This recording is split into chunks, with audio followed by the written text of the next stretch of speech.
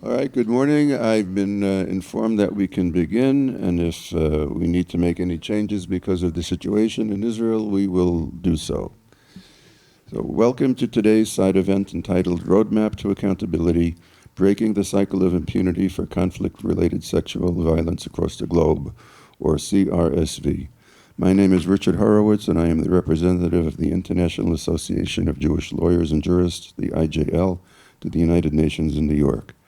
Today's event is co-sponsored by the Permanent Mission of the Czech Republic to the United Nations, the International Association of Jewish Lawyers and Jurists, the Dina Project at the Rachman Center of Bar-Ilan University, WIZO, the Women's International Zionist Organization, JurFem, the Ukrainian Women Lawyers Association, the American Association of Jewish Lawyers and Jurists, and the American Jewish Community.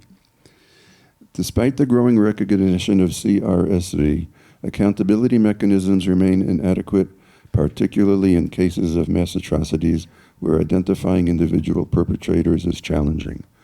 The objective of today's cited event, therefore, are to present the key findings and recommendations of the INA Project's book on CRSV and the IJL's related legal activities, alongside case studies from Ukraine and other countries, to raise awareness about the use of sexual violence as a deliberate weapon of war, to discuss innovative legal and evidentiary frameworks to address CRSV, and to discuss diplomatic, legal, and policy actions to strengthen accountability mechanisms for CSRV. The program will have three parts. First, opening remarks from some of our sponsors. Second, we will hear a presentation by Shiran Mlamdowski-Somech, founder and CEO of Generative AI for Good. And finally, a panel discussion moderated by Rahil Reza, President of Council for Muslims Against Anti-Semitism and the Council for Muslims Facing Tomorrow. The programs will be followed by a reception where the program speakers will attend and will be available to answer any questions you may have. Our first opening remark will be given by His Excellency Jakob Kulhanek, Ambassador and Permanent Representative of the Czech Republic to the United Nations in New York. Ambassador. It's on. Well, thank you, Richard. Distinguished speakers, ladies and gentlemen, it is a great pleasure to welcome you today to the permanent mission of the Czech Republic to the United Nations. And I cannot possibly say how happy I am that we are hosting this event with our distinguished partners. We are meeting on the sidelines of the 70th session of the Commission on the Status of Women, which this year highlights the importance of strengthening access to justice for all women and girls. In that regard, addressing conflict-related sexual violence remains one of the most urgent challenges facing the international community. Sexual violence in conflict is never incidental. It is often deliberate, systematic, and used as a tactic of war, terror, and repression. It shatters lives, tears apart families, and traumatizes communities. Its impact extends far beyond the immediate victims, leaving deep and lasting scars across generations. Conflict-related sexual violence continues to occur in conflicts across all regions of the world. The circumstances may differ, but the patterns are tragically familiar.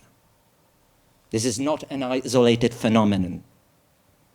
It is a global challenge, and it demands a sustained international attention, stronger cooperation, and genuine accountability rooted in international law. The United Nations has developed an important normative framework to address this issue. The Women, Peace and Security Agenda, beginning with Security Council Resolution 1325 and strengthened by subsequent resolutions, which clearly recognizes conflict-related sexual violence as a matter of international peace and security. These resolutions call for accountability, for the protection of survivors, and for the prevention of future crimes. These resolutions have also established mechanisms for monitoring analysis, and reporting. Importantly, the Security Council recognizes conflict-related sexual violence as a designation criterion under UN-sanctioned regimes, making it possible to impose targeted measures against perpetrators. And yet, ladies and gentlemen, despite these commitments, impunity remains far too common. Sadly, recent years have given us far too many horrific examples. And one of the most appalling was the large-scale weaponization of sexual violence by Hamas terrorists against Israeli civilians on the 7th of October, 2023. Ladies and gentlemen, today's discussion is intended as a space for reflection and honest dialogue on how to address conflict-related sexual violence more effectively and how to strengthen accountability. We are not here to offer simple answers, nor to advocate a single approach. Rather, we are here to ask difficult but necessary questions. How can legal frameworks evolve to address systemic patterns of sexual violence in conflict more effectively? How can national and international accountability mechanisms be strengthened? And above all, how can we ensure justice for survivors? By bringing together legal experts, practitioners, and civil society representatives, we hope to encourage a constructive and forward-looking exchange of views, while respecting the diversity of perspectives that shape the broader global discussion on how to break the cycle of impunity. So again, let me thank our partners and all the speakers for being here with us today, and I look forward to a rich and thoughtful discussion. I thank you. Thank you, Ambassador. Our next remarks will be given by Professor Ruth Halpern Kadari, head of the Rachman Center at Bar-Ilan University and a founding member of the Dina Project. Ruth. Thank you. Thank you all for coming here. We are all aware that as we gather here today, during the CSW week at the United Nations, there is a war going on in our region, and we just witnessed the fact that we had to wait for a few minutes to see whether our partners in Israel can join us. We're still waiting to hear from them. We are acutely aware that people are getting killed and wounded. Our hearts go out to all the victims of the war. We pray and hope for peace and for a brighter future for the people of Iran. And yet, just as we did throughout the past 2.5 years, the work of the Dina Project at the Rachman Center, Bar-Ilan University, continues. And the legal and moral frameworks that we have built must stand independently. This side event is another milestone in our battle for recognition and justice for the victims of conflict-related sexual violence. For us, this battle started on October 8, 2023, when we all felt the same urgency of ensuring that those sexual atrocities of October 7, perpetrated by Hamas, cannot be erased. They must be recognized and condemned, and victims must receive justice. We took upon ourselves to be the voice for those who could no longer speak. Another milestone in our struggle, together with others working for this cause, was in August when the UN Secretary General Antonio Guterres included Hamas on the blacklist of entities credibly suspected of using sexual violence as a weapon of war. This was just 1 month after we presented our book, A Quest for Justice, October 7 and Beyond, to him. I believe it is fair to say that in our short but intense existence, the Dina Project has moved beyond merely bearing witness to creating a rigorous, practical path towards accountability. We have achieved a lot, but there's a lot more to do, and we will hear about that today. It now gives me great pleasure to thank all those who have made this event today possible. Our partners in this endeavor, first and foremost, the permanent mission of the Czech Republic, Mr. Ambassador Jakob Kulanek, and sorry, I'm bad with names, and Petra Koplanova, relentless Petra Koplanova, that I managed that. To the International Association and the American Association of Jewish Lawyers and Jurists, to World Zionist Organization WIZO, to the American Jewish Committee, to the Ukrainian Women Lawyers Association, ULFEM. Thanks to my own home university, Bar Ilan University, under whose auspices the Rachman Center and the Dina Project are able to operate and to flourish. And I want to express special thanks to the participants of the panel, especially to my friend and role model in so many respects, Rahil Raza, who will moderate the panel. And above all, to my dear friends and colleagues on the Dina Project, who are not able to be here today with us. Former Judge Nava Ben-Or, co-founder and also co-author of the book, Leah Guppinger-Levy, our Research Development Director, Nurit Jacobs-Yinon, who is here today with us, our amazing creative director, and most of whom, to the Dina Project CEO Sharon Zagagi-Pinchas, who is going to join us virtually online, hopefully after she can get out of the bomb shelter. Without Sharon, nothing would have been possible. So thank you, Sharon, and thank you, all of you who are here with us today.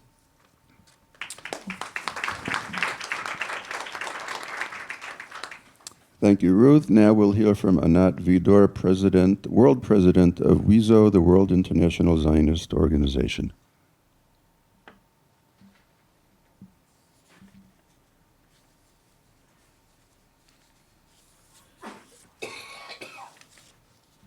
Out of the shelter. Thank you, Richard, for the introduction, and my deep appreciation to Ambassador of the Czech Mission for hosting us. It's an honor to speak immediately after you, Professor Ruth Alperin-Kadari. Ruth, you and your colleagues at the Dina Project embarked on this critical journey because of a chilling realization.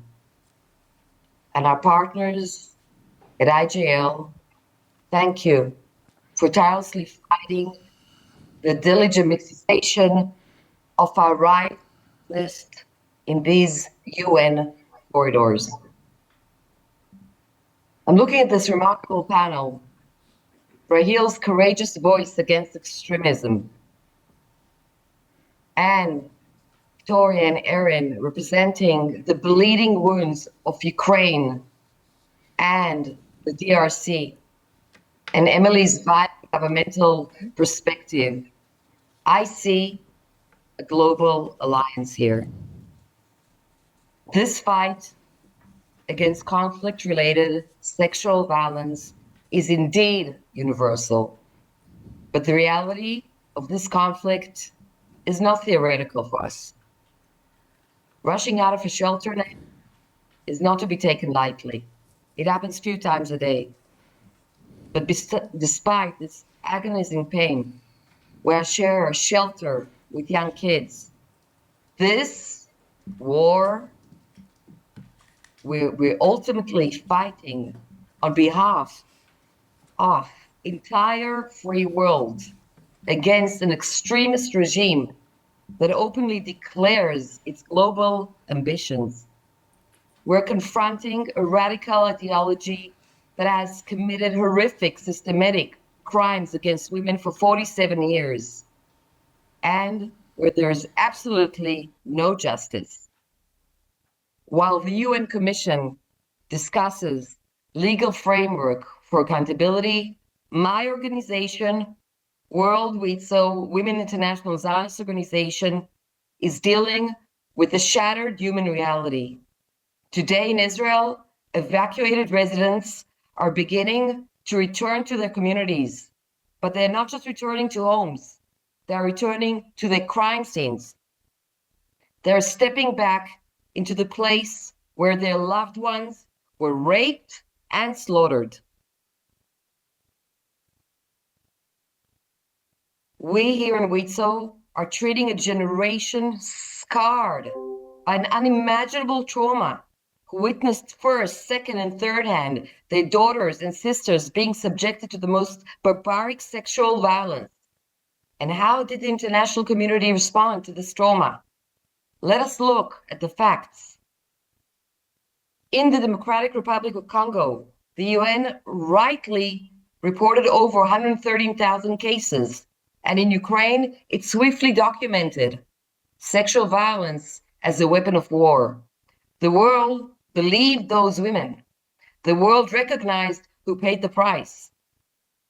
But when the victims were Israeli women, it took the UN nearly 150 days of silence, denial, and victim blaming before UN envoy finally released a report admitting there were merely reasonable grounds to believe what we already knew. Why the delay? Why the hesitation? The hypocrisy is institutionalized. Every single year, the UN General Assembly passes more documentary and condemn resolutions against Israel than against Iran, Syria, Sudan combined. We sit in forums discussing women's rights while regimes that systematically murder women simply for not wearing a hijab are welcomed on UN women's rights panels. Impunity does not just happen. It is enabled. It thrives when member states delay their condemnation based on geopolitical identity of the victims. We cannot break the cycle of impunity if our global outrage is applied selectively. But let us ask an even harder question. Even in the cases where the international community did immediately recognize the crimes, what actually happened next? Did the cycle of impunity break? Are the perpetrators facing justice? Have the orchestrators of mass rape in the DRC or Ukraine been held fully accountable? The answer is tragically clear: no. And this is our shared failure. Recognition without accountability is just empty paperwork. We sit in these rooms drafting roadmaps, but the international legal system is failing on all these women. It failed Israeli women by doubting them, and it fails Ukraine and Congolese women by recognizing them, but doing absolutely nothing to punish their attackers. Impunity thrives on selective outrage and toothless resolutions. If the world cannot unequivocally condemn and actively prosecute sexual violence everywhere without political caveats, then no women anywhere are safe. And our legal framework means absolutely nothing. Justice cannot be conditional. Before I conclude, I have one urgent request for everyone in this room. I urge you to stop the double standards, demand immediate, concrete accountability, including severe sanctions and blacklisting against any entity that weaponizes sexual violence, no matter where the victims are. Please, from Israel, shalom and Shabbat shalom. Thank you. Thank you, Anat. And now we will hear from Sharon Banyan, Chief Executive Officer of the International Association of Jewish Lawyers and Jurists. Thank you, Itai. Yeah, okay. So His Excellency Jacob Kulhanek, the Ambassador and the Permanent Representative of the Czech Republic to the United Nations, distinguished guests, colleagues, friends, panelists, thank you for joining us this morning. I would like to begin by expressing our deep gratitude to the Permanent Mission of the Czech Republic to the United Nations for hosting this important side event. In particular, I will join Ruthie and thanks Petra Kaplanova, which, because of her professionalism and dedication, this event became reality. The IJL was founded in 1969 by some of the leading jurists of the 20th century, including Justice Chaim Cohen of the Israeli Supreme Court, US Supreme Court Justice Arthur Goldberg, and Nobel laureate René Cassin, one of the principal architects of the Universal Declaration of Human Rights. From its very beginning, the organization was established with a clear mission to mobilize the legal community in defense of human rights, the rule of law, and justice in international affairs. Today, our members, judges, lawyers, and legal scholars from more than 30 countries work in courts, international institutions, and civil society to confront some of the most pressing legal challenges of our time. One of those challenges, and perhaps one of the most difficult, is the persistent cycle of impunity surrounding grave human rights violations, including conflict-related sexual violence. Sexual violence in war is unfortunately not new. For centuries, mutilation and violation of the human body have been used as instruments of warfare. Conquering territory often meant conquering the bodies of women and girls. Yet in recent years, there has been a growing recognition that these crimes are not incidental acts of brutality, but rather systematic tools of terror, humiliation, and destruction of communities. For us, as a Jewish legal organization, this issue resonates at a particularly deep historical and moral level. Jewish legal tradition, going back thousands of years, places extraordinary emphasis on human dignity. The concept of kvod habriot, the dignity of every human being, is not merely a philosophical idea. It is a binding legal and moral obligation. In many ways, the modern laws of armed conflict echo the same principle captured in the well-known rule that the right of the belligerents to adopt means of injuring the enemy is not unlimited. But Jewish history also teaches us another lesson. Silence and denial can be as dangerous as the crime themselves. For centuries, Jewish communities experienced violence that the world preferred not to see, not to hear, and not to acknowledge. This is why the legal struggle for recognition, documentation, and accountability is so essential in breaking silence of denial. Yet recognition and documentations aren't sufficient. Despite the remarkable progress international law has made over the past decades, impunity remains a persistent reality, particularly in situations involving mass atrocities. We therefore need stronger and more effective legal tools, both international and domestic, to enhance accountability. Justice requires a coalition of legal experts, diplomats, and civil society leaders willing to confront denial and impunity wherever they appear. Only through such collective effort can we begin to bring a measure of justice to survivors. This is precisely why today's timely event is so important. It is also why our collaboration with such distinguished partners and experts from around the world, whom you will hear from shortly, is so meaningful. Conflict-related sexual violence is not a Ukrainian problem nor an Israeli problem. It is fundamentally a human rights issue. And although this discussion takes place within the framework of the Commission on the Status of Women, and many of our speakers today are remarkable women leaders, CRSV is not solely a women's issue. Men and boys are also victims, and the fight against such crimes is ultimately about protecting the dignity of every human being. Before I conclude, I would like personally thank our partner at WITSO, at the DINA project, and all the organizations who took part in this timely discussion. But most of all, I would like to thank Advocate Colonel Reserve Duty Sharon Zagagi-Pinchas, the director of the DINA project, who has been an extraordinary partner in advancing this initiative. As the world around us faces profound challenges and a war, I would like to conclude with a traditional Jewish blessing for peace. עושה שלום במרומיו, הוא יעשה שלום עלינו, על כל ישראל ועל כל יושבי תבל, ואמרו אמן. May the one who makes peace in the havens grant peace to us, to all Israel, and to all the inhabitants of the world. Thank you.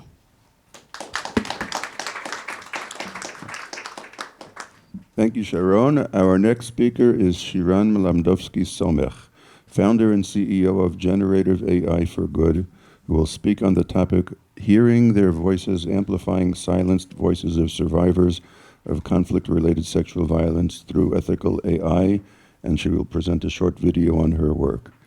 Her work on AI has been showcased at numerous institutions, among them the United Nations, UN Women, NATO, the Israeli Knesset, and the Brazilian Parliament. Shiran, she will be speaking by Thank you. video. Thank you. I'm very honored to be here today in this room alongside people who have dedicated their work to one of the most urgent accountability gaps of our time. Just want to make sure that, can you hear me?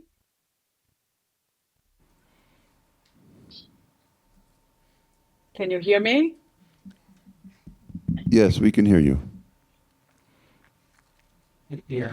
But she can't hear us. I just come back from our bomb shelter. Same as my colleague, due to the escalation with Iran. And I want to share with you what we are doing in generative AI for good. We give a voice to the voiceless. We leverage generative AI in a responsible and sensitive way to amplify the voices of survivors of gender-based violence without giving up their safety from, and we're working on the field of domestic violence, human trafficking, and sexual violence. We call it the good deepfake. We work in the interaction of ethical AI and human rights. In those days, we are focusing especially on survivors of conflict-related sexual violence who want to testify but cannot afford to be seen. The Women, Peace and Security agenda rests on 4 pillars: protection, participation, prevention, and relief and recovery. In practice, those pillars can sometimes operate in tension with each other. A survivor wants to participate by testifying publicly, may be putting their own protection at risk. A survivor who is protected by staying silent may find herself removed from participation entirely. It can feel like a choice that shouldn't have to exist. This tension is what we set out to address. And from our experience, generative AI, while used responsibly and sensitively, can advance all of us simultaneously. Our initiative called Hearing Their Voices.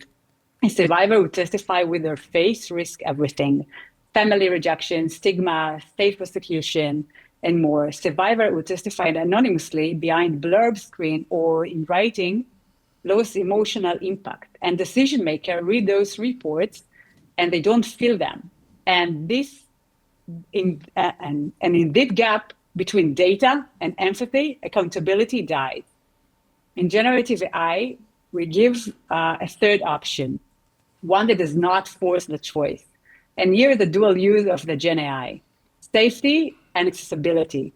So through AI-generated avatar, a survivor can testify in her own words, in her own voice, while her face is protected. But protection is only part of what the technology does. It also acts as a mediator.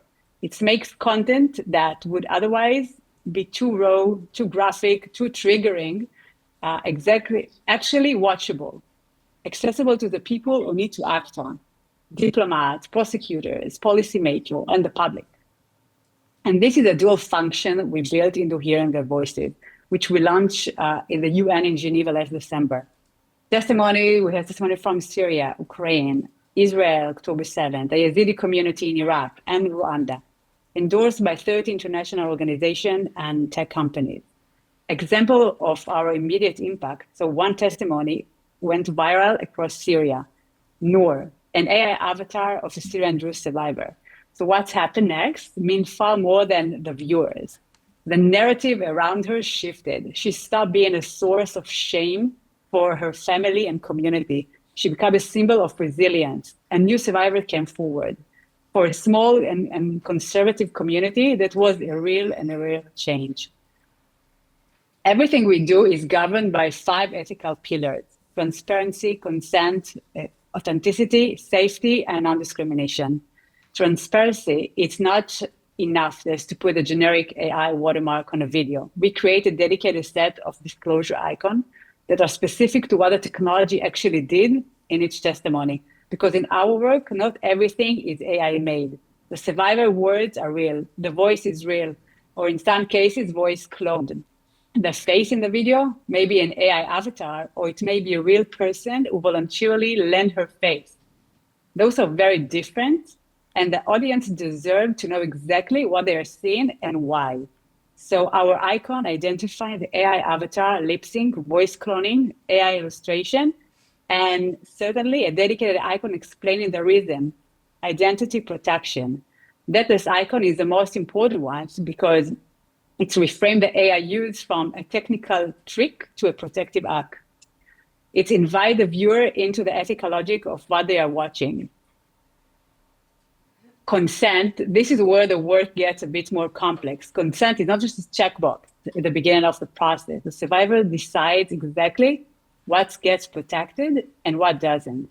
Whatever her face is revealed or concealed, her words are always real, her voice is real, or in some cases, a voice clone with her full consent. And those are meaningfully different choices, and she or he is the one who makes them. One survivor, for example, we worked with, completed her interview and then faced a decision she hadn't predicted. She decided she wants a real face to be revealed. And the traditional process would have required her to do the interview again with a professional photographer instead of a Zoom, like what we did in the first place, which means re-traumatization for her. And we were able to create a full testimony from a single headshot without refilming. So the technology protects her from having a reveal story a second time just to exercise a choice about how she wanted to appear. Because this is a survivor-centered design. And safety are one of the most important pillars. And this one I want to be precise about because it's easy to overclaim. The technology allows survivor to speak without revealing her face. And this is what it does. It does not guarantee her safety. No technology can make the promise. What it does is significantly reduce one of the most immediate and visible risks she faced, identification. And also the mental safety. We also work with therapists and translator present in the interview process, not as an optional support, as a core team member. So protecting mental health throughout the testimony collection is not negotiable. And these women or men and survivor are not sources. They're a human being making decision to share something that cost them enormously. And the process itself must reflect that. Authenticity. Every testimony is reviewed by international human rights experts, including specialized from the specific conflict region. That verify, they push back, they accountability layer in what separates ethical AI testimony from the deepfake manipulation. And non-discrimination. We work across conflict zone without a political hierarchy, like from Syria, Ukraine, Israel, Iraq, Rwanda, and now also Iran. And the framework is universal. Every survivor who comes to us deserves the same standard of care, regardless of where she is from or what harmed her. And last month, we are just honored to share that we won the first ever AI Impact Awards at the SEMA Award, the Social Impact Media Awards, representing participants from more than 140 countries, one of the most recognized ethical endorsements in the global media. And today, I want to share about our latest testimony of a very brave survivor from Iran. A few weeks ago, we received testimony from a woman I will call Maral. She is 34 years old. She was arrested during the January 2026 uprising in Iran and subjected to systematic sexual violence by the representative of the Islamic Republic Security Forces. It is documented first-hand testimony of sexual violence used as a weapon of oppression against the Iranian people. And this was produced in partnerships with Iran House. Was organization. This organization built a trust network that made it possible for Moral Voice to travel around the world. So after we released our testimony, it reached more than 1 million views in less than 48 hours. And this is close to 1 million people who can no longer say they didn't know. And the Women, Peace and Security Framework asks us to ensure women voices reach decision-making table. For Maral, this table physically, politically, and legally inaccessible. Not because she has nothing to say, because saying that without protection would cost her everything. Generative AI, used responsibly, remove that wall. She's already had a voice. She just made it safe to use. I would like you to hear her voice now. You can play the video.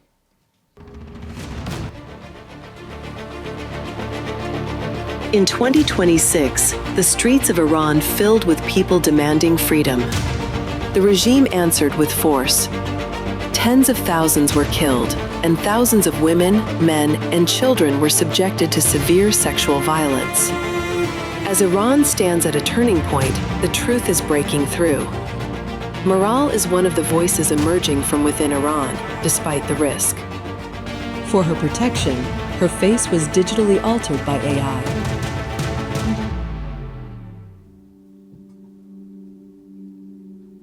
همه رو یادم تیراندازی خیلی شدید من دستگیر شدم داخل یه دونه ون منو بردن هر کدوممون گروهی به صورت 7-8 نفری میبردن توی اتاق من فکر کردم میبرم فقط کتک میزنن 7-8 نفر ما رو بردن به صورت گروهی به همون تجاوز میکردن هم عربی صحبت میکردن هم از افغانستان بودن از اینایی که چشمای بادومی دارن که بعدها فهمیدم اینا گروه فاطمیونن هم ایرانی بودن 1 هفته این اتفاق افتاد اینم تاکید میکنم یادت نره که از همه اونا بزرگتر من بودن اینا گناه دارن اینا خیلی کوچولو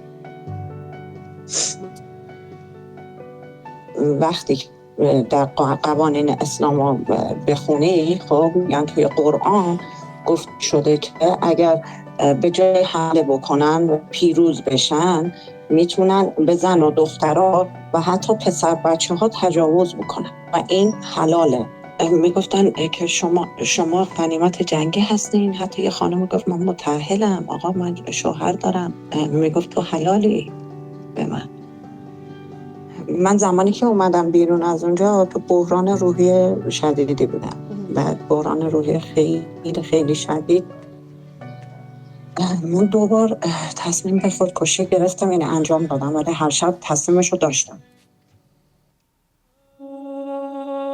من به نظرم فقط برای اینکه غرور تو پیش خودت بشکنم خب پیش خودت خورد بشی چون به نظر من زمانی یه خانم خورد میشه که مورد تجاوز قرار بگیره من تجربهشو نداشتم ولی الان فهمیدم ولی نمیدونن که یه زن ایرانی اونقدر قویه شاید 10 بارم تصمیم به خودکشی بگیره ولی باز بلند میشه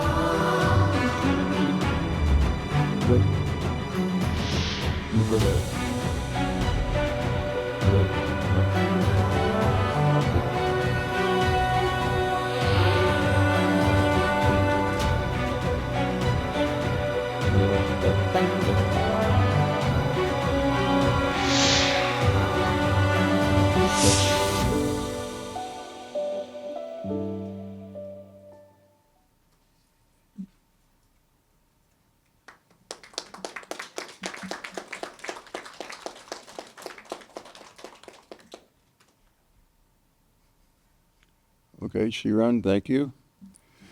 Now we will go to our panel, which will be moderated by Rahil. I would like to close by thanking the Health Mission, the GINA Project, the International Justice League, Vito, and all the other hosts for hosting this important conversation, and everyone in this room for the work you do. It's an honor to be here with you. Thank you, Shiran. We will now go to our panel, which will be moderated by Rahil Raza. In addition to being the president of the Council for Muslims Against Anti-Semitism and the Council for Muslims Facing Tomorrow, Rahil is the author of Their Jihad, Not My Jihad, and a recipient of the Queen Elizabeth II Diamond Jubilee Medal Service for Canada.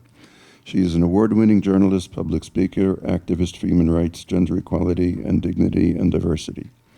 Rahil will moderate the panel and introduce the panelists. So Rahil, please. Good morning. Good morning, Excellency Jakub Kulhanek, distinguished guests and colleagues. It's an honor and a delight to be here with courageous women on the front lines. I've been asked to tell you that this event is on Facebook Live under the Dina Project, so you can spread the word on that.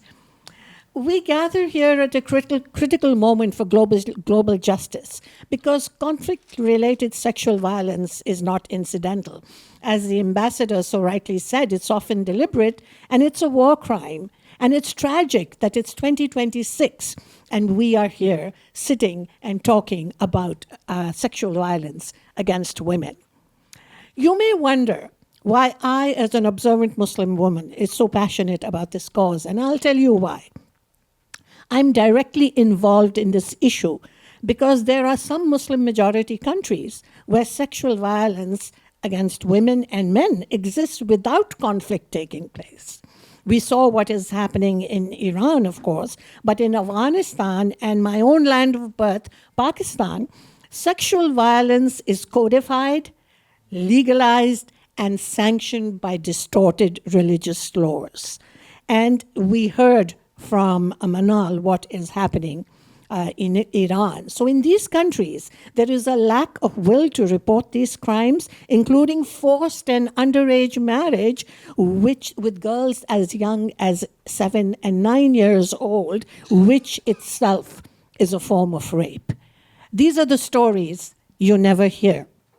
The UN Independent International Fact-Finding Mission on Iran, and as you just saw the proof of that, talked about systematic sexual violence and torture used as a state policy against both male and female detainees.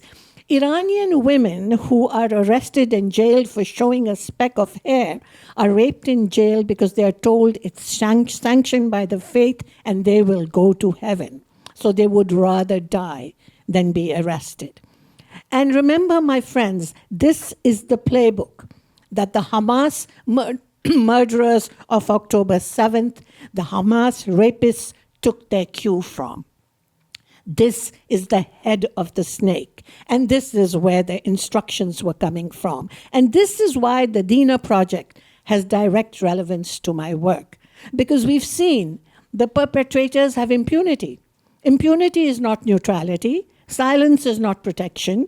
This year's priority theme focuses on documenting the atrocities, strengthening access to justice for women and girls. They are parts of Muslim majority societies and in the Middle East where there is no justice at all. It remains out of reach for many survivors of conflict-related sexual violence.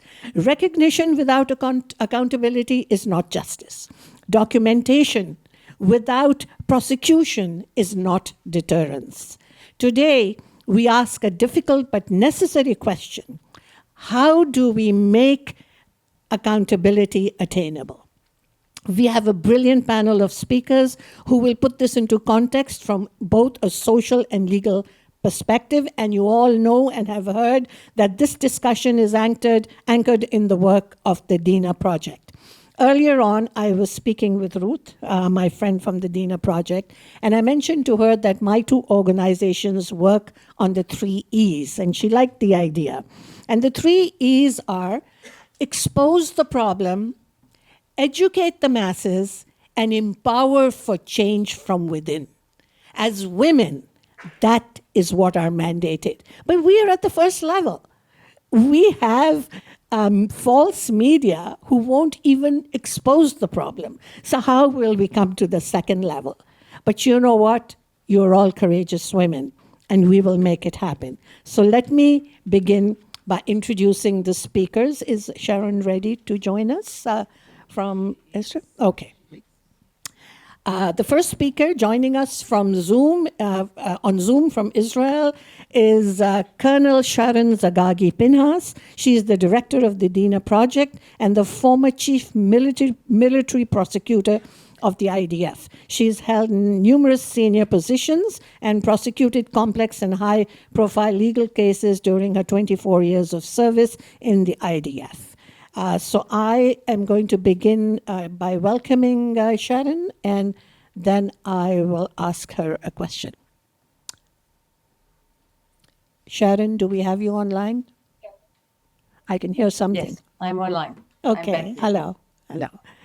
Sharon, my main question to you is that the DINA project was born out of the realization that traditional international legal frameworks often fall short when confronted with the sheer scale and systematic nature of sexual violence as a weapon of war, as we witnessed on October 7th.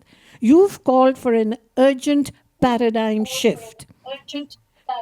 Could you elaborate on the fundamental evidentiary and substantive legal barriers that currently hinder accountability for CRSV?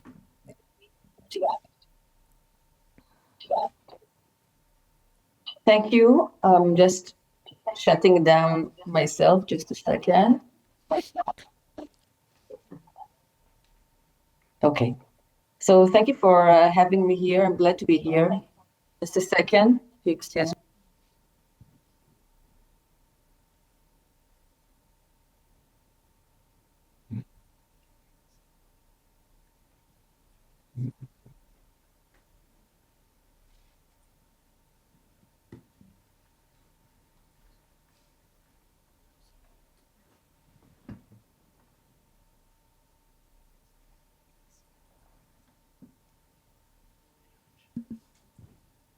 Okay, I'm so sorry, but I heard myself double, and now I'm here. And I want to thank everyone that came to this event. I'm very excited for this event, and I was hoping to be with you, but unfortunately, due to the situation, my flight was canceled, and I'm here. But the fact that I'm here and I was a few minutes ago in a bomb shelter just proves that combat against conflict-related sexual violence is global. It's a global struggle, and we will fight it from everywhere. And even the state of war will not shut us down and will not silence our voices. And the DINA project, we always say, was born out of the ashes of October 7, and out of the ashes of the sexual violence that was committed on October 7. And ever since October 7, the sexual violence crimes that were committed were surrounded by silence and denial, and the silence and the denialism is still existing these days. And when we're looking on those who try to silence and try to deny that sexual violence happened in October 7, I think that we realize that they're using the exact barriers and challenges of conflict-related sexual violence as a tool to shut us down, as a tool to deny. Because conflict-related sexual violence is like sexual violence perpetrated against the individual. And I think this was one of the first insights that we had as a project. Some of us are former prosecutors, and we realized that if we're looking at things in the regular lens, then we're missing a lot, and everything leads to impunity.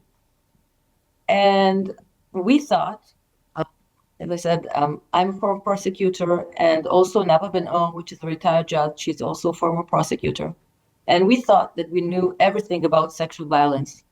But when October 7 happened and we started to learn the subject and to learn from what happened on October 7, we realized that we understand nothing, because the phenomena of conflict-related sexual violence has very special characteristics that impedes the ability to get justice. And we try to map these challenges, and then we try to find a solution for these challenges in order to pave a path toward accountability. And in the beginning of our work, we created a platform, a unique platform that organized all open sources information regarding sexual violence that happened in October 7 and also in captivity. and we monitored all the information and we analyzed it in certain rubrics. And then we succeeded in mapping the most comprehensive picture of sexual violence that was perpetrated during October 7 and captivity. And just a little bit, just to mention, and not to get into the subject, but there are 23 first-hand survivors that testified on sexual violence that were perpetrated against them. One from the Nova Festival, and 22 returned hostages that reported very sexual violence that was perpetrated against them.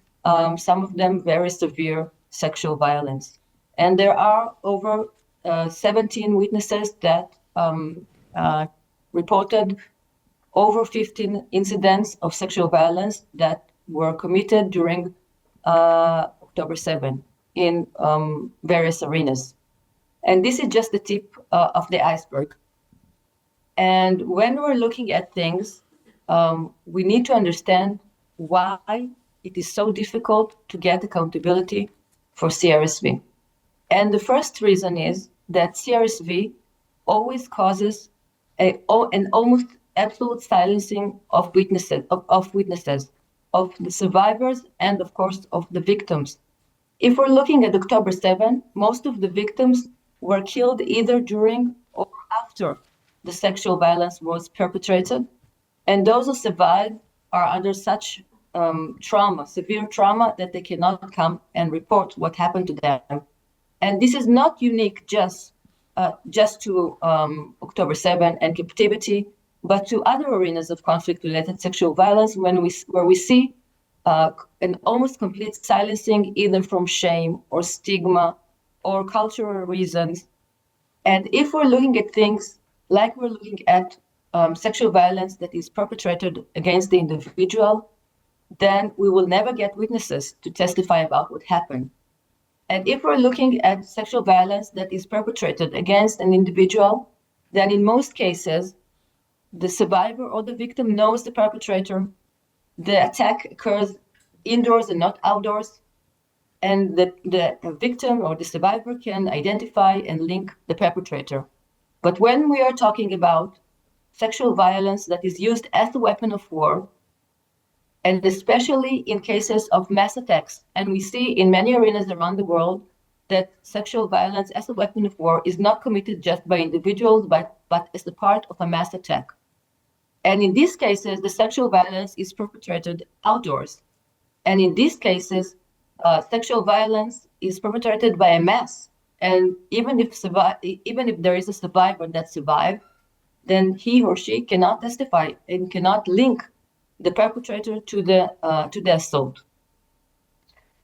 Also, it is very difficult to prove premeditation when we're talking about sexual violence as a weapon of war, because perpetrators know that sexual violence as a weapon of war is always illegal, always not legitimate. So they tend to hide it.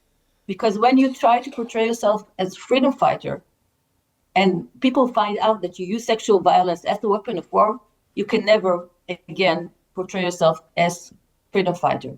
So in many arenas around the world, we cannot find directives that includes directives to commit sexual violence. And if we're trying to find if we want to get accountability for these crimes, then we have to find solutions for this special characteristic. We have to find a path. And in the book by the DINA Project, we offer an innovative legal roadmap to get accountability. But I have to say, we're not trying to lower the bar, and we're not trying to use to get leniency or use lighter methods to get justice. We're using acceptable and reliable law theories and law theses in order to get accountability. We're not lowering the bar. We're just trying to find what are the special challenges, and then try to find in the legal solution how to get accountability for conflict-related sexual violence. Thank you, Sharon. Much appreciated. I have a quick follow-up question. In the quest for global accountability, the DINA project's legal framework introduces a pioneering approach. Could you elaborate on this innovative universal framework and explain how viewing CRSV through the lens of joint perpetration offers a new path to breaking the cycle of impunity for aggressor forces? Should I? Sure. Oh, she shut down. Okay, we'll go on to the next one. No problem. Okay. I'm now going to introduce Victoria Karpa. Victoria is Deputy Head of Ukrainian Women Lawyers Association, JURFEM, Head of the Center JURFEM Education, lawyer with a master's degree in human rights and their legal support. Victoria's key areas of interest and expertise are the implementation of survivor-oriented approaches in the justice system, thus ensuring justice for survivors. Victoria, I'll begin by asking you the first question, which is that Ukraine's experience over the past years offers critical lessons in the struggle for recognition and justice in real time. Could you share with us how your country has been navigating these horrific events? Specifically, what international mechanisms were established to support survivors, and how you have collaborated with international bodies such as the UN and its special representative to ensure that these crimes are addressed within a global framework? Thank you so much.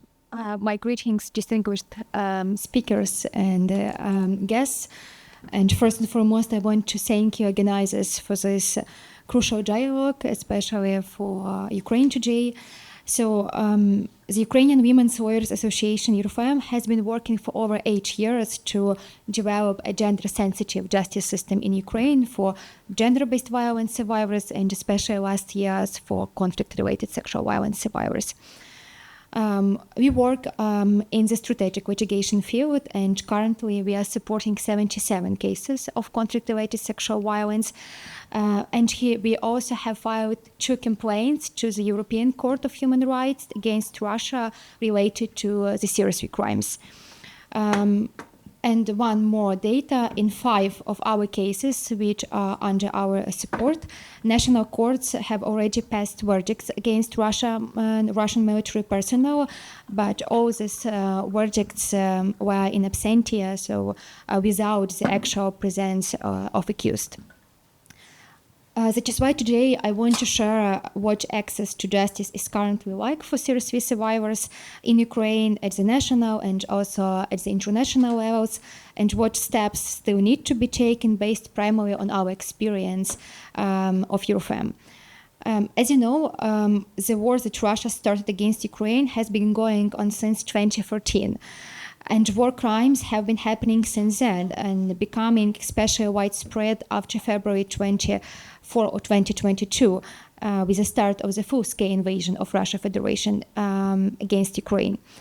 According to the data from the Office of the Prosecutor General of Ukraine, there are currently 392 recorded cases of CRSV, specifically 146 cases related to men and 246 cases related to women, and 22 related to children. But I want to stress, and please note that these numbers, they don't include military personnel who survived sexual violence, because this information today in Ukraine is confidential for security reasons. And for sure, we understand that this number doesn't show the true scale of the problem and will only continue to grow. We also must take into account the specific challenges faced by women survivors of CRSV in Ukraine. They're often in situation when stigmatization makes them keep quiet about what they've been through and just not report to law enforcement agencies. In addition, today in Ukraine, women, they worry that report of a crime could risk the lives and safety of their family members who are still in the temporary occupied territories of Ukraine or in the captivity. And also, if we talk about challenges of survivors, in 2 of our cases, women survivors became pregnant as a result of CRSV, and they gave birth to the children. Our experience in working with survivors and analyzing criminal proceedings allows us to identify typical patterns that demonstrate the large-scale and systematic use of sexual violence against women in Ukraine and the presence of the coordinated policy of such behavior by Russian army. So we don't talk about some isolated crimes. We talk about coordinated policy because seriously cases have been documented in various regions of Ukraine, first of all, that were or are still temporarily occupied by Russia Federation. Also, they were committed by different Russian military units, but with use of similar scenarios of committing such crimes and the similar forms of seriously against Ukrainian women. So, what does justice mean for seriously survivors in Ukraine today? First of all, justice for seriously survivors, of course, is a form of satisfaction. It's a form of recognition by state. It's a form of recognition by international community because it's about that survivors did indeed survive such a crime and they are innocent. And justice is also the realization, of course, of the guarantee of non-repetition. Since 2022, a lot has changed in improving access to justice for seriously survivors in Ukraine. As you may know, changes were made to Ukrainian legislation to harmonize it with the Rome Statute. Also, survivor-centered approaches are now being used in the investigation process, and also coordination centers for witnesses and victim support were established under the Office of the Prosecutor General in Ukraine. However, work is still in progress, particularly on improving procedures for survivors in criminal proceedings. Also, as you may know, in May 2022, the government of Ukraine and Special Representative of the UN Secretary General Premio Patten signed the framework on cooperation in the prevention and counteraction of sexual violence in wartime. And what is very beneficial, the framework includes tasks grouped into 5 areas. EURFAM coordinates work in the 3rd area. It's about access to justice and prosecution. And also we provide expert assistance in the 5th area, reparations and compensation. As of today, state authorities, civil society organizations, international partners are working to implement the measures and tasks provided in the implementation plan for responding to seriously cases. So it really provides for us, for Ukrainians, opportunities to coordinate our joint work in this field. So even today, we already have an updated implementation plan for the framework for 2026-2027. We also understand that justice for survivors in Ukraine is not about justice at national level. It's also about international accountability and recognition of these crimes on the international level, including proper prosecution by ICC, by the International Criminal Court. In July 2025, the European Court of Human Rights found the Russia Federation accountable for widespread and systematic violations of the European Convention of Human Rights in Ukraine between 2015 and September 16 of 2022, including sexual violence as torture in the context of armed aggression. For us, it's also important to see fairness in not just judicial international mechanism as ECHR or ICC, but also in non-judicial international mechanisms. As an example, we, together with the Women Seriously Survivors-led organization, SEMA Ukraine and Numo Sestre, Numo Sisters, prepared a joint submission to the UN Special Reporter on Torture. And what is interesting, this submission presents testimonies of survivors and also perspectives of their legal representatives on the use of CRSV as a form of torture during the ongoing military aggression of the Russia Federation against Ukraine. And one more thing, today we mentioned that Hamas is in blacklist, And last year, UN Secretary General Antonio Guterres released the conflict-related sexual violence report, once again confirming the fact that Russia systematically uses sexual violence as a tactic of war and a tool of a terror against Ukrainian civilians.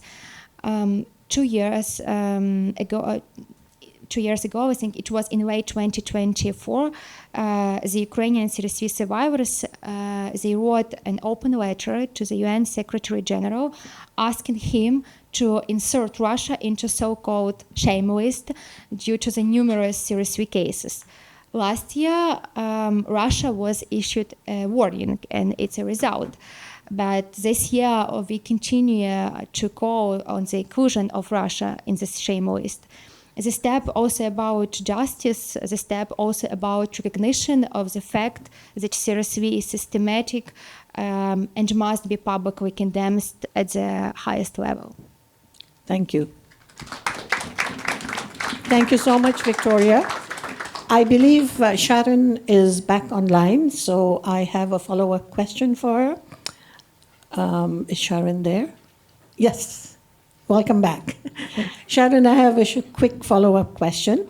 In the quest for global accountability, the DINA project's legal framework introduces a pioneering approach. Could you elaborate on this innovative universal framework and explain how viewing CRSV through the lens of joint perpetration offers a new path to breaking the cycle of impunity for aggressor forces?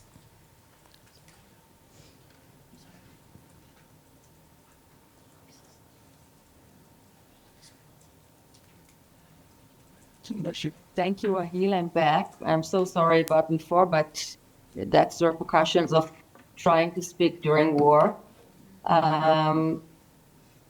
In the DINA project, in our book, we offer an innovative roadmap to get accountability, which is based on two major points. The first one, as I said, it's very difficult to try to link between perpetrator and victim or survivor, especially in attacks that are perpetrated by a mass. And we are offering to you responsibility concept, which is an acceptable legal thesis, doctrine. We know, as I said, that in different arenas around the world when there is an attack of CRSV, sometimes and mostly done by a mass. In a lot of arenas, CRSV is a part of genocide. We know that in many places around the world, when there is an attack that is aimed at genocide, CRSV is part of it. And when a mass joins the attack, people joining the attack willingly and knowingly, that the aim of the attack is genocide, is dehumanization. And the indoctrination under the attack is dehumanization and genocide. Then by the legal doctrine of joint responsibility, all people that join this group, knowingly, when they choose to join this group and they know what this group aims to do, everyone can and should be held responsible for everything that's been done in the attack, including the sexual violence. And this gives a solution in attacks that are made by a mass, that are aimed to dehumanize and to harm and to terrorize. And this is a valid solution that helps the difficulty of linking perpetrator and victim. The second point is, as I said, that conflict-related sexual violence is different from sexual violence that is aimed at the individual. Because the attack occurs outdoors and not indoors, and because most times attack occurs during war, so the arena is not the usual crime scene that we know, but a war zone, and we cannot get forensic findings from the arena, and also because of silencing of the victims and the survivors. And what we offer is to look at things. We know that conflict-related sexual violence is aimed not just at the individual, but at the community. And in order to instill fear, terrorize the community, and to harm the core of the community, which is the sexual component, then sexual violence is often perpetrated outdoors, in front of eyewitnesses and people who see rape and sexual violence and hear rape and sexual violence. So even if there are not direct survivors that testify on what happened to them, there are plenty witnesses that saw or heard sexual violence. Also, we're using patterns that are found in arenas of sexual violence to prove systematically, to prove premeditation, to prove other forms that is difficult to prove because, as I said, in most cases of sexual violence, as a weapon of war, we cannot find directives to use the violence as systematic or directive for premeditation. And this can be found if we're analyzing scenes and looking at patterns and scenes. And when we see, by the way, like October 7th, that in 6 arenas there is widespread sexual violence, and the distinctions, the characteristic of each crime is very distinct and very similar to other arenas, then the conclusion, the imminent conclusion, is that it's not something random. This is not something that some terrorists decided to do, but the result of a systematic attack. Thank you. Thank you very much, Sharon. Much appreciated. Victoria, I'll come back to you with a follow-up question later if there is time. Right now, I'm going to introduce Emily Maltman, who has served as a British diplomat for over 20 years in various roles, working mostly in conflict-affected and fragile states and on national security. Most recently, she was Her Majesty's ambassador to the Democratic Republic of Congo. She was appointed ambassador after 5 years in Beirut as head of the UK Syria Overseas Network. My question to you, Emily, is the UK has been a global pioneer in the field since the launch of the Preventing Sexual Violence and Conflict Initiative, PSVI, in 2012. Could you walk us through the core focus of this initiative and how it has evolved over the years? Specifically, what significant changes has the PSVI brought to the international arena in terms of breaking the stigma surrounding CRSV and shifting the global approach from hidden shame to active accountability and prevention? Thank you. Thank you so much for the opportunity to speak and share a little bit from a government perspective. But just to reiterate from the UK view, we can't do this without civil society or survivors. So I'm really honored to speak from a government perspective, but it's really the critical voices and roles and actions that you play as civil society and survivors that can help governments try to do this and do it right. So a little bit about the UK's Preventing Sexual Violence Initiative, which our Foreign Secretary, our Foreign Minister in 2012 launched, William Hague. He, as a man, as a foreign minister, with a little bit of advice and support from some women, was convinced and persuaded that this is a foreign policy issue. And so he decided to launch the Preventing Sexual Violence Initiative as a UK landmark flagship initiative that would survive successive governments, which it has done. It's still existing today. We're still working on this today. And he said, I'm a man. I am going to talk about this too. And I'm going to talk about it at foreign policy tables around the world. So he took it to the G7, to the Security Council, wherever you can think of. And I think that's important to remember because that is part of breaking the silence. It's about everybody talking about it. And I think what the initiative was trying to do from the very beginning was start to break the silence and to allow and support others who are not survivors to start to understand and to start to have the tools to talk about it and to support the survivors to break that silence and break that cycle of stigma and shame. So the initiative, it's called the Preventing Sexual Violence Initiative because it has prevention at its heart, but it's the hardest thing to do because in reality, sexual violence is used in every conflict and it has been forever. So nobody, no country, no armed force, no armed actor is immune. It happens and has happened everywhere. The key is how do we prevent it? So we also partner with our Ministry of Defence about how do our defence actors play their part in prevention. But we also want to respond and support survivors to access the services they need. And we want to recognise survivors. And so a big part of our initiative has been around putting survivors first. We talk about a survivor-centered approach, and many others have talked about that today. And that's important in terms of ending impunity too. We published a public strategy in 2023 which articulates some of this, but effectively 10 years later, it articulated the same strategy. Effectively, we have to keep going on prevention, breaking the stigma, responding and recognizing and putting survivors at the center. And we're actually going through a process now of refreshing our strategy. And guess what? It's also about breaking the silence, breaking the stigma. It's about prevention. It's about responding, and it's about recognizing survivors and ending impunity. So just to say a little bit more about on justice as one aspect of this. So, and it's interesting in terms of what's been mentioned so far. So we have been able to support various forms of justice at that international and national level. And those can be against individuals, they can be against groups, or they can be against the commanders. There are legal systems and laws available for national and international actors to use those laws to hold individuals, groups, or commanders accountable.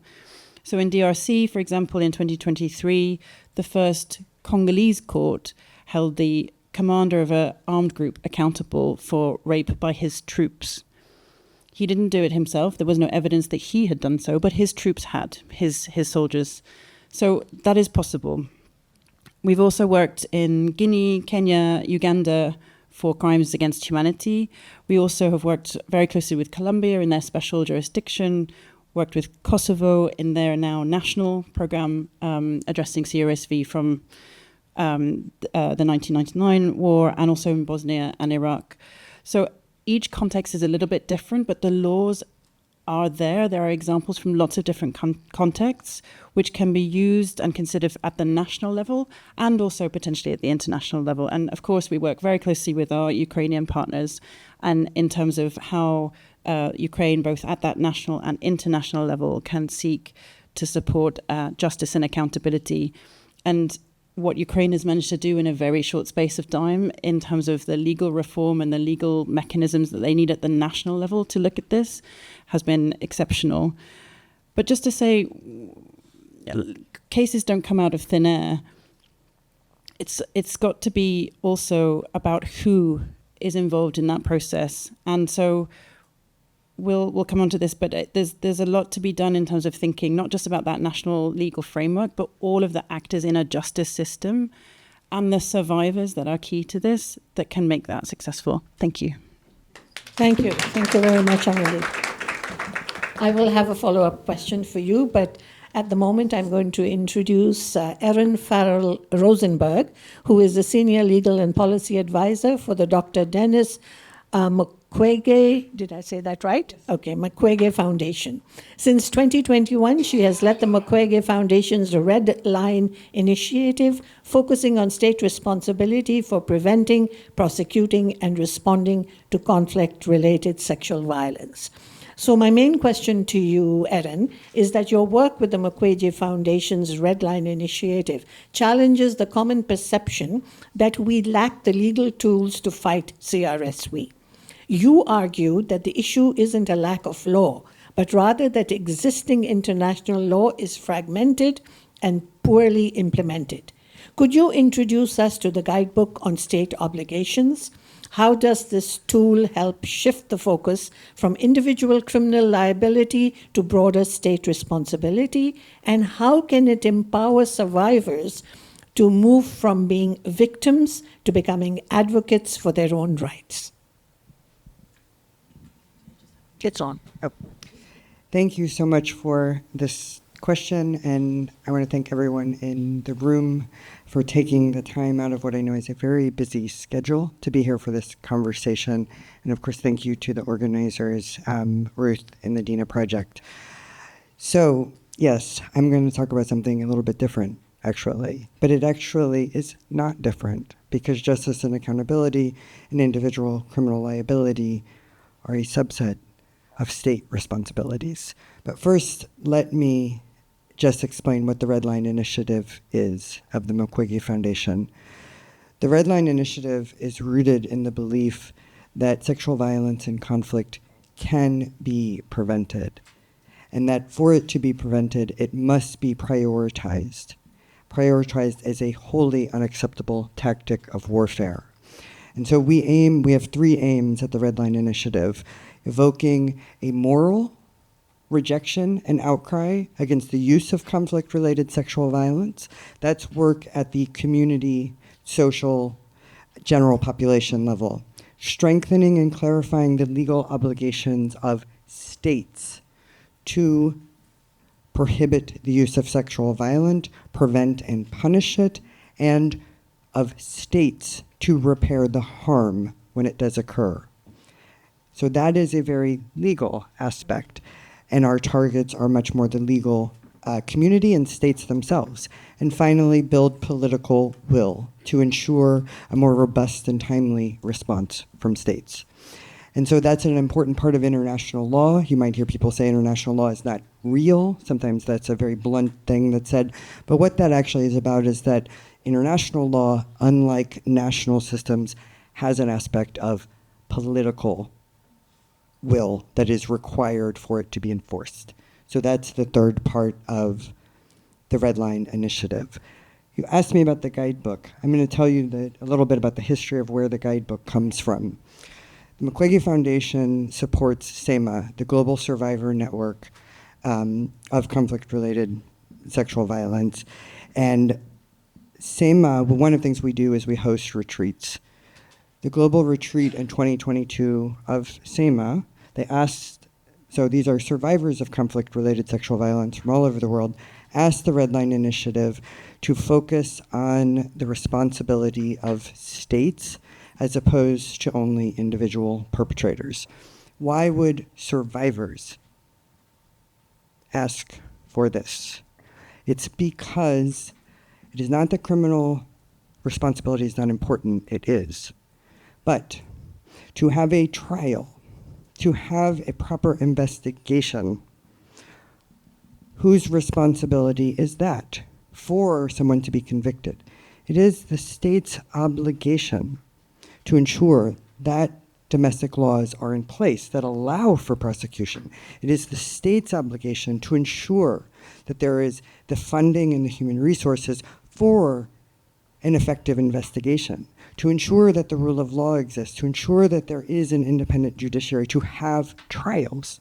So already we can actually see that criminal liability is a product of states actually carrying out their obligations.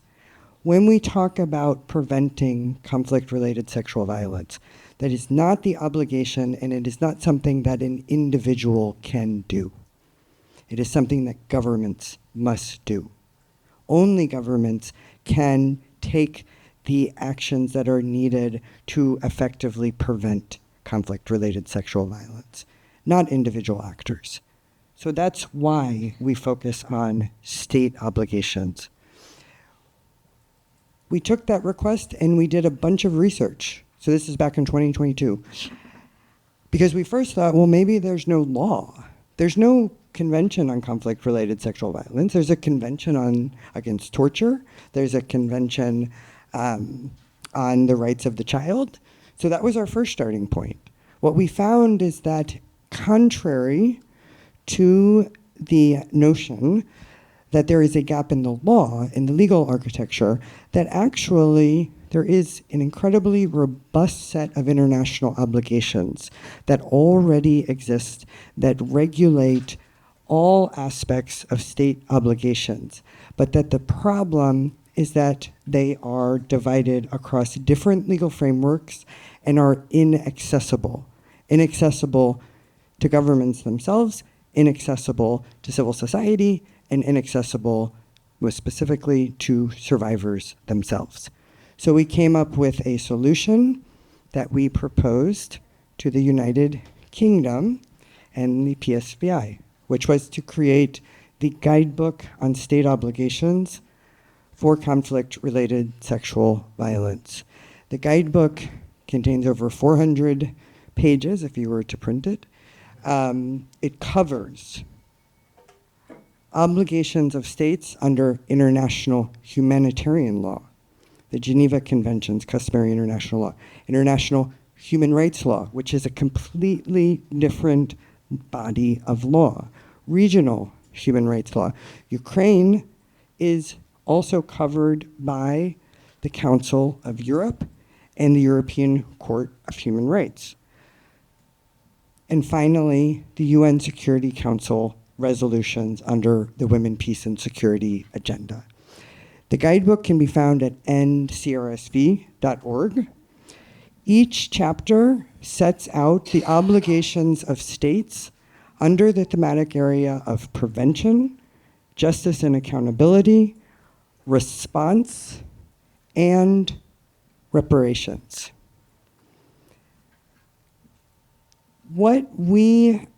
And I know we're running out of time, so what I want to say in terms of how this works with survivors is that what we do, in a nutshell, is now that the guidebook exists, we are transforming the guidebook into tools for survivors to use themselves. What that means, our partner EURFEM did this in Ukraine, is that the obligations that a state has, we conduct a detailed legal analysis to see where are the gaps at the domestic level.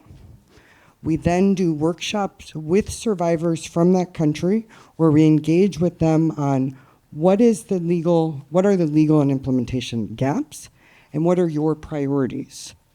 From that, the survivors themselves create what is called a call to action. This is contextualized to their country, their situation, their needs. But their demands are not requests of their government. They're not asking their government to do something nice.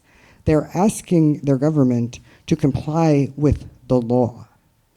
And that's the difference, is that underpinning the call to action is the actual law that establishes an existing obligation of the state to carry out those actions. It is a way of addressing the imbalance of power between a survivor and their government. So I guess what I would conclude with is just to say that the importance of states assuming their obligations to their own citizens, of ensuring that every survivor of conflict-related sexual violence receives the holistic care that is necessary, that there are trauma-based, trained counselors working with them, that the state is investing in real services to survivors, to their families, and most importantly, that states take seriously their obligations to prevent their own citizens suffering conflict-related sexual violence in the first place. That this is ultimately, in our view, capturing within it criminal proceedings and justice and accountability, the broader framework that needs to be implemented in order to truly end conflict-related sexual violence as the scourge of humanity that we know it to be today. Thank you. Thank you so much. That was excellent. So now, in the interest of time, I have a follow-up question for each one of you. The questions are long, but it would be great if you could keep your answers short so that we can maybe squeeze in some time for questions from the audience. I'm trying to keep this on time as much as I can. So Victoria, your follow-up question is, beyond standard criminal proceedings, you emphasize the importance of non-judicial mechanisms and repartitions. Based on your experience in the Ukraine, why is international recognition so vital for survivors? And in what practical ways can the international community support the reparation mechanisms you are currently promoting? Thank you for this question. I will try, even I promise to be short. So really reparations for CRC survivors today in Ukraine is a key element of justice too. And Ukraine is really actively working in this direction despite the active war phase. We have today, last year, a special law about reparations to CRC survivors successfully was adopted and came into force. however, despite this fact, the legal framework to implement this law is still developing in Ukraine. And one of the urgent issues is a question of funding, of course. And the use of frozen Russian assets would be very helpful in this, because we cannot wait for the end of the war, because people need support now. Also, in late of October of the last year of 2025, the Global Survivors Fund, the GSF, together with other organizations, called on the European Union to dedicate a share of the loan for Ukraine supported by frozen Russian assets to pay reparations to survivors of CRSV and other human rights violations. So we really are looking forward to this step and to use of the frozen Russian assets to make this possible to pay the compensation also for CRSV survivors in Ukraine. One more thing, also, as you may know, we have the International Register of Damage caused by aggression of the Russian Federation against Ukraine. It was established to collect application for the compensation of damage, loss or injury caused by Russian Federation against Ukraine, but since February 24 of 2022. So on one hand, this is an excellent example of international mechanism, but many survivors find it unfair that the register records information about damage and about CRSV just after the beginning of the full-scale invasion and not from 2013. So for now, it's also important to make it possible to collect the information about crimes after 2013. And in December of the last year, Andriy Sabiha, Minister of Foreign Affairs, signed on behalf of Ukraine the convention establishing an International Claims Commission for Ukraine as an independent international body within the institutional system of the Council of Europe.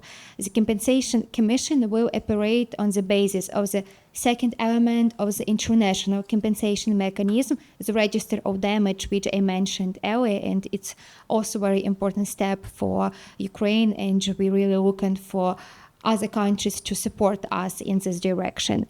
And the last thing which I want to share with you, so it's really important for international institutions give priority to CRSV crimes, because this is essential for ensuring, of course, justice on the international level, but also because it's about international architecture, not just for Ukraine, but for the whole world security system. Thank you. Thank you so much. Emily, your follow-up question is that one of the most practical tools is the support for practitioners on the ground, such as the International Protocol and the Murad Code. How do these frameworks ensure that the documentation of crimes, which is so vital for future prosecutions, is done in a way that prioritizes the dignity and safety of the survivors above all else?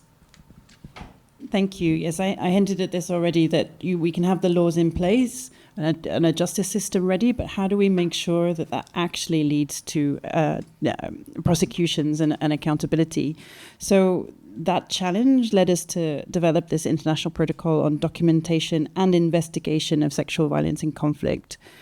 And the main aim was to try to develop a global standard that all actors doing documentation and or investigation of sexual violence could use by putting the survivor first. This is about understanding that survivors are traumatized, that survivors need to get their agency back. And that means thinking about how to specifically investigate and document in a survivor-centered and trauma-informed way. And we've done lots of learning. We developed the protocol in 2014 and then shared it and did trainings. And then we kept doing different kinds of reviews to learn. And it's a learning process, because I think that in reality, and I think somebody said this earlier, we're in 2026 still talking about this, and sometimes it still feels very new. But we are where we are, and we can keep learning. And the different contexts around the world have different things to bring to each other context. Like I said, it happens and has happened everywhere in every conflict. It has been documented. The levels of accountability are atrocious. I mean, even, the Second World War by their allies. We have to try to do better. And all we can do when we learn and we recognize survivors is do better and do better for the future. So the Murad Code built on the protocol and really tried to help those that are doing documentation and investigations to think about and understand who are survivors. Police or forensic medical examiners, they're not necessarily they don't know. And if in a new conflict context, how would they? So the Murad Code, which you can find at muradcode.org, developed a survivor's perspectives for those gathering and using information about systematic and conflict-related sexual violence. It's all available online in a bunch of different languages, and I even have a few of these here in some different languages. But it's a very easy-to-use guide, and it tells the story from the survivor perspective to help inform investigators. It says documenters should have knowledge in what they are researching. Sometimes we are the ones informing them. So it's not because police or forensic examiners or prosecutors or lawyers or judges don't care. They maybe just don't know. So let's help them. And then let's also help the survivors. Maybe a survivor has never got anywhere near an investigative process. So how do they know how the police work? What is a medical forensic examiner? What is a judge? What is a courtroom? What does that look like? So we also, the Murad Code also created a guide, 10 important things to remember for the survivor. And again, I have this in lots of different languages here. And it's things like you are in charge. You can stop the interview. You can think of ways to stay comfortable. You can think of how you can stay safe and confidential. What are your options? And it's just helping survivors think, okay, I'm in charge. How do I use this process? When do I use this process? When do I want to engage? And so these sorts of tools and some of the things that Erin has mentioned too, we've developed, those working on this for a number of years have developed from lots of different contexts and keep wanting to share it with any other context, any other survivors in civil society who want to try to do better by survivors today and into the future. Thank you. Thank you so much. And one last quick follow-up question, Erin. Based on your case studies in Uganda and Ukraine, you've identified an air gap between high-level policy and frontline implementation. Where do you see the biggest gaps with respect to justice and accountability obligations?